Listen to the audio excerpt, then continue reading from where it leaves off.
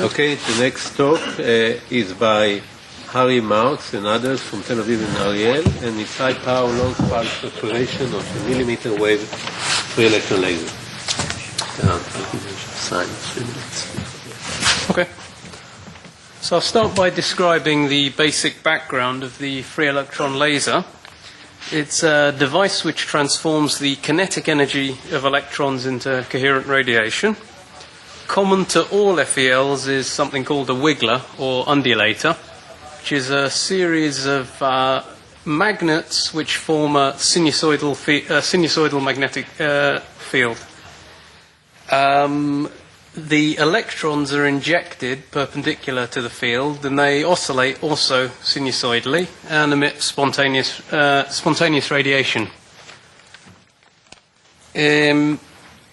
If the frequency of the emitted radiation isn't too high, it's possible to insert a resonator inside the wiggler to provide feedback.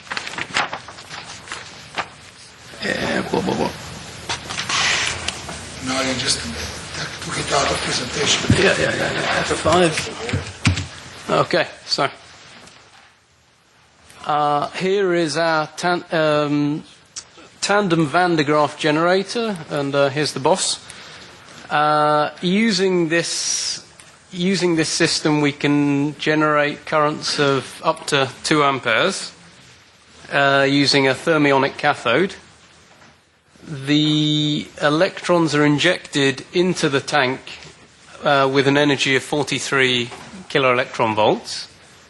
We have this large tank here because the electrons are accelerated up to 1.4 MeV, and to prevent electrical discharges, the tank needs to be filled with a high-pressure gas. So that's the reason for the large tank. Once the electrons are accelerated up to 1.4 MeV, they have a beta of 0.964. So, the heart of the FEL is the wiggler-resonator combination. The resonator sits, as I've already said, within the wiggler. And there are basically 5 stages to the operation. There's injection, acceleration, focus and interaction, deacceleration, and finally collection. During the focus and interaction section, the beam, which is approximately 10 millimeters in radius, is focused down to about 1 millimeter on entry into the wiggler. Electrons which are not well focused will hit the walls of the beamline, causing a drop in the accelerating potential. This in turn causes a drift in the frequency. So, our resonator, which is quite long and won't fit in well into the picture, can be divided into 4 sections. It's more than just a simple waveguide, in that we have a problem that we need to decouple the electron beam from the radiation which is built up. We do so by using something called the Talbot Effect. Basically, the electron beam travels through this corrugated waveguide, which is 15 millimeters wide.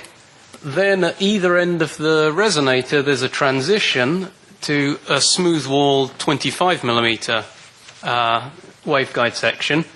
And the result of this is that an interference pattern is formed. And when the radiation reaches this area here, as you can see in the cutaway section, the radiation pattern is split on either side of the mirror, and so the electrons can leave through the hole, whilst the radiation can be reflected up and out to an outcoupling mirror, which isn't shown in this picture. I should add the interference pattern is such that once it gets to this point and is reflected back, the splitting occurs again when it reaches the bottom hole. So this significantly reduces loss. This is a picture of part of the resonator during calibration. Here you can see the outcoupling grids, which I mentioned weren't in the previous picture. They basically consist of 3 polarizing wire grids, and by rotation of the middle grid, it's possible to vary the radiation out of the resonator, the power out of the resonator, between almost 0 and 1.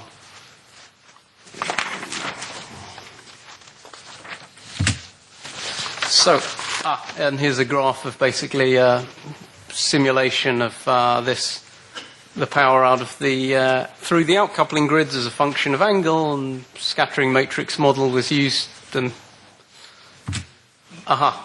now, using the Talbot effect comes at a cost. We can't actually. We're limited in the range of frequencies which we can generate. The corrugated waveguide, which is where the main interaction occurs, is highly overmoded. So in principle it can support a very wide range of frequencies. However, the confocal and the Talbot effect limits us to operating between about 95 gigahertz to 110 gigahertz. Otherwise the losses become too high for lasing to occur. The red curves are the red stars are measurements basically taken during the calibration stage, and the blue stars are numerical simulation. So, as already mentioned, when electrons hit the walls of the beamline, the accelerating potential drops, which results in a drift in the frequency. So to compensate for this, we have inserted into the center of the tank a voltage ramping device, which is connected to the resonator and wiggler.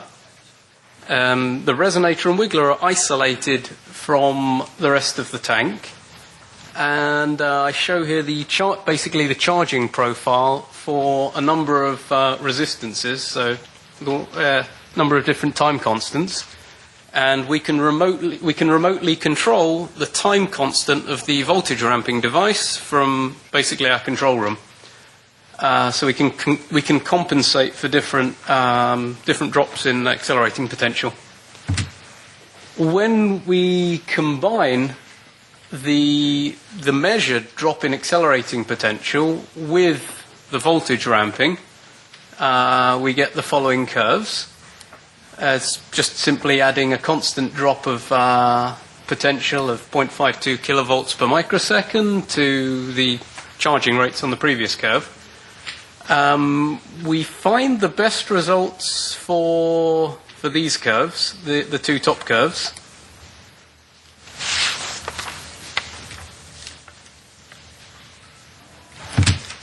So, using the voltage ramping, we managed to get pulses of just over 50 microseconds at a power of this is just under 7 kilowatts. Let's see.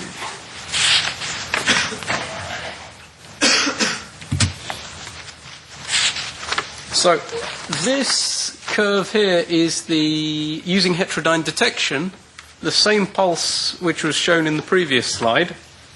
The intermediate frequency is measured, so we can determine the lasing frequency and also the behavior of the lasing frequency as a function of time.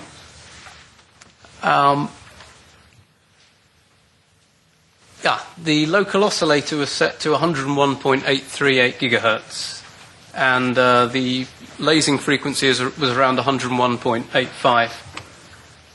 Taking a Fourier transform of the signal, actually this is a Fourier transform from 3.5 microseconds to 51 microseconds.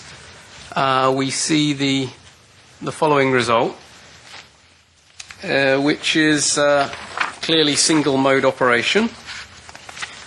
The average downward drift in frequency here is around 84 kilohertz per microsecond.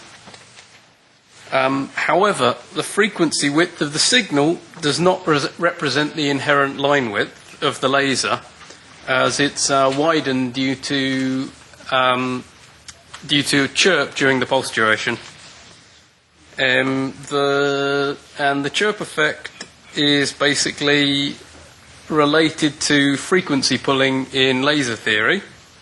The longitudinal mode of the laser remains the same, but the drift in the gain curve caused by the drop in accelerating potential causes the frequency to shift slightly.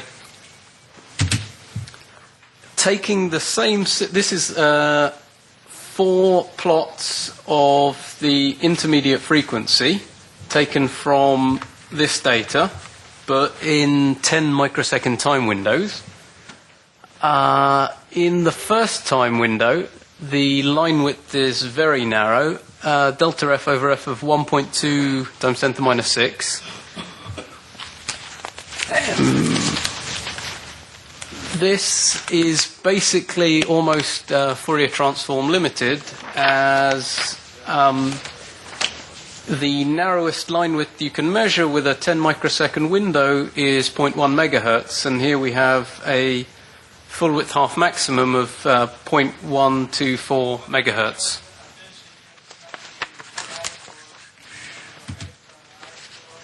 Now, using the feature I previously mentioned, the ability to change the reflectivity of the outcoupling mirrors, we were able to measure the power output of the laser as a function of the reflectivity.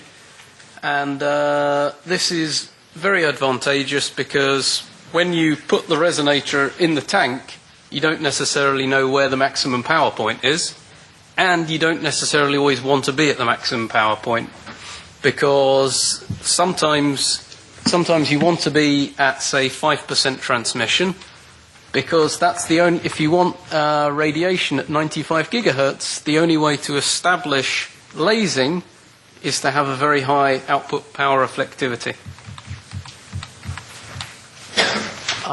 And a number of simulations were produced by Dr. Yuri Luria, which I don't have time to explain. And as you can see, the experiments generally match the simulations. Finally, the threshold current for lasing was measured, and it was found, which is expected, that the time before the build-up time before lasing rises as the current decreases, just before lasing stops. Likewise, it was found that as the power reflectivity was decreased, so the transmission increased, not only the time before lasing increases, but the average time before lasing, but the variability in the time before lasing also increases. Finally, another note about the outcoupling. When we change the angle, change the reflectivity, there is also a small shift in the resonant frequency of the resonator. So we're able actually, by small changes of the reflectivity, to shift to have sub-megahertz tuning of the lasing.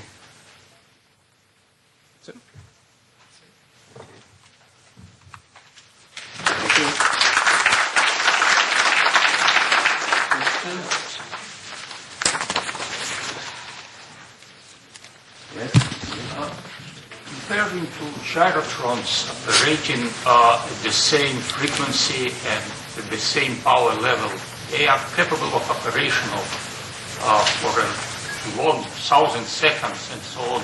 So what are the ways for free electron laser, Israel free electron laser, to increase the pulse duration of radiation? Basically, it all boils down to the electron transport. In principle, if we weren't having beam loss, then we could keep the pulse going indefinitely, assuming we could supply the power.